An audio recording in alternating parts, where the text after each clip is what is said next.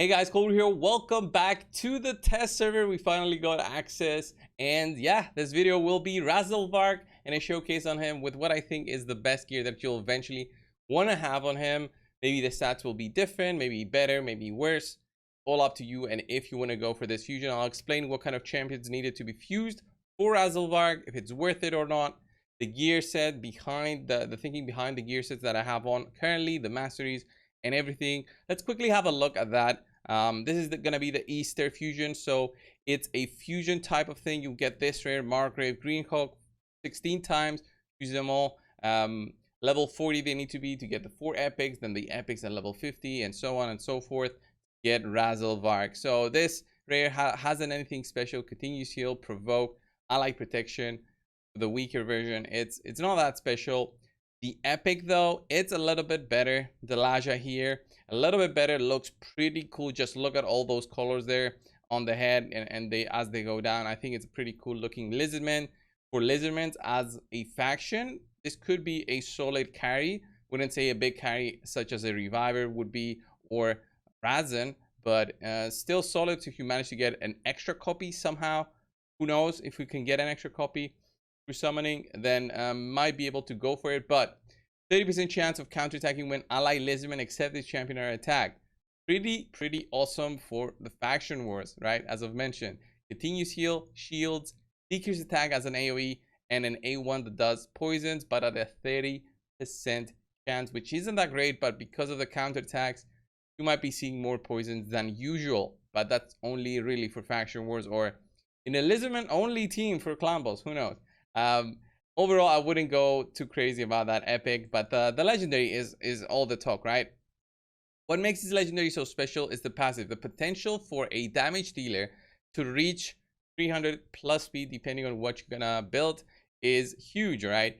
Each increased speed buff placed by this champion increases their speed by 5. So in a team of 4 plus him, 5 champions times 5, that's 25 speed. You need to do the skill 4 times throughout round 1, round 2, have the full benefit on round 3 of 100 extra speed of whatever speed you have on your base. It's an insane value, honestly, in terms of a passive. I love this. It's amazing. And will it worth it? You guys can also be the judges here today for this video. So the other skills, this is the increased speed that he applies, increased accuracy. He attacks first, of course, 3-turn cooldown when booked. So highly recommended to book this guy out to not have those longer cooldowns. Then it's an AoE attack that also applies leech and also heals pretty high by 10% of their max HP for each leech debuff placed by this skill. So giving him some accuracy, I would say, is really recommended if you want him to heal up to full. For a more longer lasting kind of run, I would say you would build him a little bit with extra health, because attackers usually are very squishy. Even with the heal, he'll still be squishy. So it really depends. But all of his skills are based on both attack and speed. I don't know the multipliers just yet. I don't have access to that kind of stuff. But we'll see the numbers, and we can judge with that kind of crit damage and crit rate, and the masteries, which is Giant Slayer, by the way, on him, on whether it's worth it. I didn't go Hell Smasher because honestly, he's not a nuker. He will not be at any point better than any of the nukers in the game, even the non-void nukers, all right? Never going to be better than a Trunda or anything else like a Cadraphon or something. He's there for his passive, so he's more of a PvE focused champion, I would say. And the A1, 3 triple hitting attack, each hit will fill turn meter by 5%. Pretty solid. Overall, you'll get Relentless and a cool set equipped on him that gives me a little bit of extra ignore on defense. But if you want, give him an immortal set, so with the procs of Relentless, he'll be healing a little bit more. Maybe I should have gone with that, but I went ahead and went with this build. Look at overall 233 speed, 5000 attack. The health and defense values are very low. For Hydra, this champ would not survive. I would need 45,000 health here, 3000 defense, 2800 maybe, and then sacrifice crit damage and attack to do that. Accuracy needs to be around the 250 mark for sure, because he'll be boosting that by the increased accuracy buff. So he'll have another 50% on top of that. So with 250, you'll get another, how much? 125. So you'll be at 375, yeah. So with 269 that I have, I'm at about 400 or so with the buff. So I'll need the buff to land the leech. If you don't care about landing the leech and healing, because you need to land the leech to heal, you can go 0 accuracy for sure, and then just have him as a pure damage dealer. But that's on you. It's all your decision. Here's what masteries, as I said, Giant Slayer, and then support tree. Getting lasting gifts should be cool, and there won't be any issues with lasting gifts and the increased speed buff. You will be replacing it every time you place it, because he does have a 3-turn cooldown. I would say accessories, if you have them, probably the refresh accessories are so good on him, so you can actually do this twice in a row. So have that in mind if you have them. But other than that, let's have a look at this guy. We'll quickly go into campaign as the first thing. I just want to see what he does on, I think Nightmare would be a solid judge. And let's go to stage 6, where I usually just have a look at the damage there. The defense values on enemies are not that high. Everything is not too crazy in there. He's got a cool aura of 20% speed boost. So already he gets a big boost. He has a very high base speed of 110. So looking pretty good so far, right? With Razzlevarg. But let's see if it's really worth it. So I would say I would go with the increased speed first. I need to apply this. The increased accuracy, not too important, but let's see his attack. Look at that, 66,000, 40,000. Pretty strong hits across the board. And then the second AoE just takes them down. Here, I should have enough. Just look at that. I have the skill ready already. All right, boom. We hit. We can't do our A2 skill, but I think the A1 might be enough. Look at that, and we get another extra turn. And with 233 speed, I'm doing okay. This is the 3rd time I'm using my skill. But remember, it's also based on the enemies, the allies that you give the buff to. So it's not like I'm getting that 100 speed through this. And yeah, pretty solid. I wonder if I did it with full auto, how quick he would do this. So he does this. He does the A2 pretty quick so far. That's the A1. He gets some turn meters, so he gets an extra turn. Maybe I'll be able to do an A2 here. Oof, and we get wrecked there. Yeah, he definitely doesn't have the build to survive. I wouldn't use him in campaign. So let's move forward to dungeons. I want to see him in Dragon's Lair. Let's do 20 for just in a damage test. I was just trying it with this team. Just an increased attack and a defense down weekend. He'll be providing his own increased speed. Only 2 champions in the team, by the way, for this one. So again, we're not getting the full benefit of the passive. It's not going to be stacking up as quickly. But you see there, across the board, over 140k. No savage, by the way, but very good stats. 5,000 attack, 300 crit damage is very high stats. Very, very high stats. This champion ramps up his damage as he does more and more of his A3 and gets more and more speed.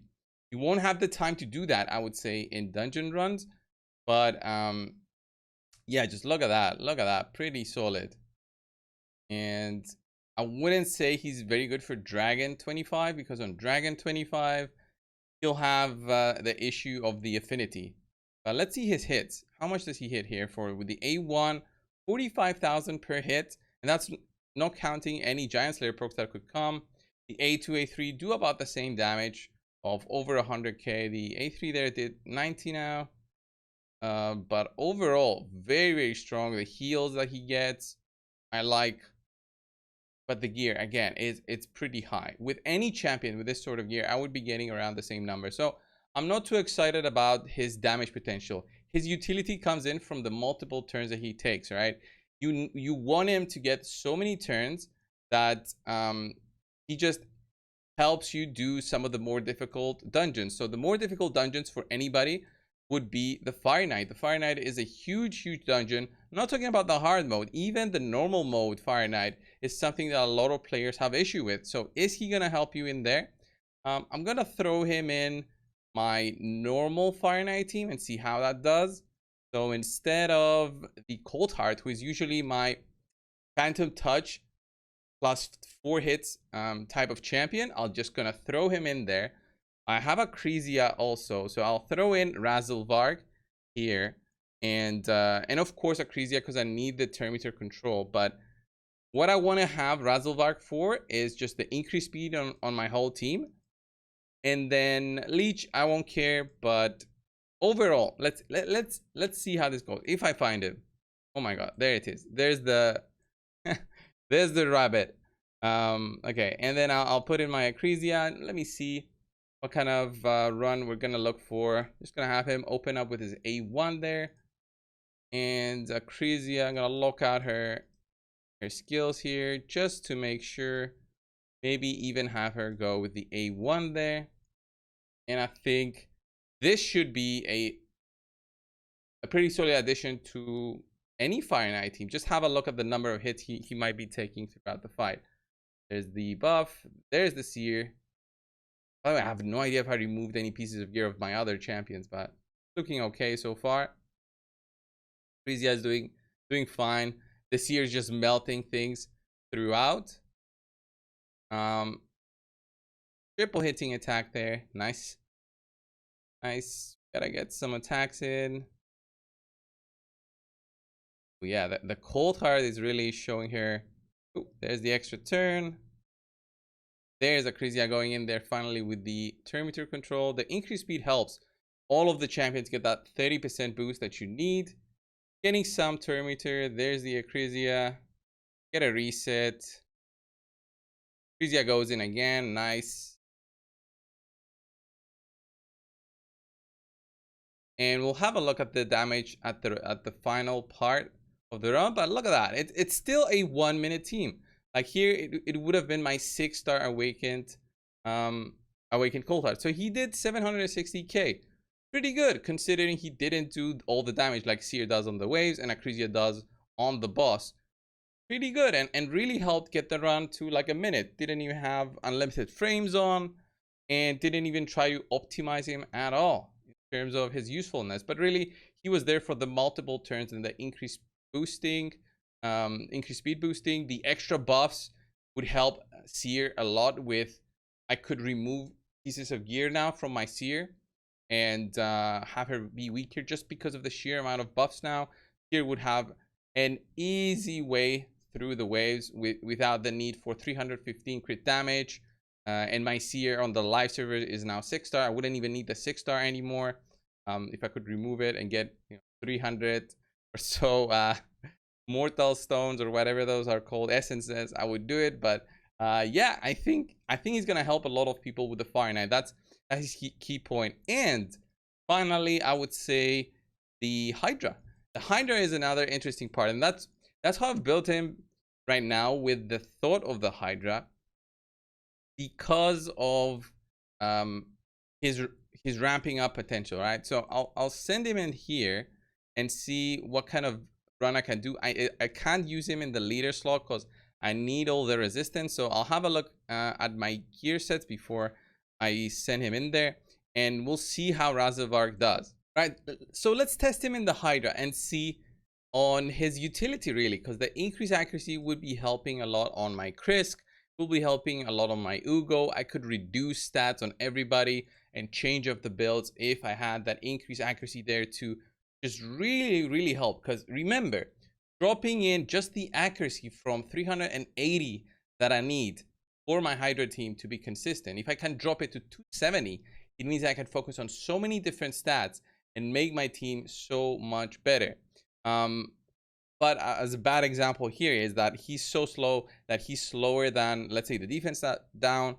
So if I didn't have enough accuracy on my Ugo, I wouldn't be able to land this. But I mean, it's the first round. The first round is totally fine. So I would go defense down. I get an extra turn here. Actually, I had a refresh proc as well. That's cool. And then, yeah, Crisia, do the fun stuff. Then I would do provoke as usual, or go in with my husk. My husk is probably gonna do, and now the fun thing starts. So now we'll do the increased speed on everybody, and that's 6 champions this time. So I'll probably still need to do it 4 times. And I wish there was a way for this to show a count, show somehow that this is activated. What I would love is that Plarium for once would do something with skills that when they're activated, when they're fully up to their full potential. So let's say Mounted King, when he gets kills, he gets through his passive 50% extra attack, I believe. I wish that you could see it somehow, because we don't always want to play the game on auto. I understand that, but if I had a count here, that would be cool, right? Or let's say something powers up on Razzlevarg as an animation, or you see something change up. Easy stuff, playing easy stuff. And the damage that we do, it's so little, 22,000. And I'm not gonna compare it to max HP nukers, but yeah, he's not that amazing. We'll leave the run go for a little bit and see how he performs as he ramps up his speed and becomes extremely fast. Extremely fast, right? He's a rabbit after all, so or is he a hare? You guys call it. Yeah, we get a provoke, nice. I have that head targeted just so it doesn't mess things up. But you need a relentless set, honestly, on many champions for the Hydra. It's one of the best sets for Hydra. Not because of the randomness, but because you want the buffs to be expiring all the time, and then your mischief head target to have the most amount of buffs, so he gets targeted if the mischief head is up. On this rotation, we don't have it up, but if you build a team to do all the Hydras, you'll need to have that in mind. So yeah, I mean, hitting for 25k is not bad, as long as you have a way to heal. He has it through his A2, which can be nice. He'll be hitting 4 targets, hopefully applying the leech. Will be based on whether they are bad affinity, if he lands it or not. We'll still have the issue with enemy max HP. Is that the bug still there? I don't think so. I think we're capped at the 25% now. But already did good damage so far. I doubt that he's gonna be anywhere near compared to what my poor Husk and Acrizia do. But you get the idea. With 300% crit damage, he's not really showing true damage dealer stats. Even with a Savage Head, which I would never equip in a Hydra team. Look at that, 35k. I think he ramped up now to the max that he can do, but he's got a decreased attack debuff on him, and he would benefit from an increased attack buff. So another issue with a damage dealer like him in the Hydras. Only if I knew the multipliers, I could understand a little bit better on how much attack am I really. Is the 5,000 attack too much? I think so, especially for Hydra. It's kind of too much.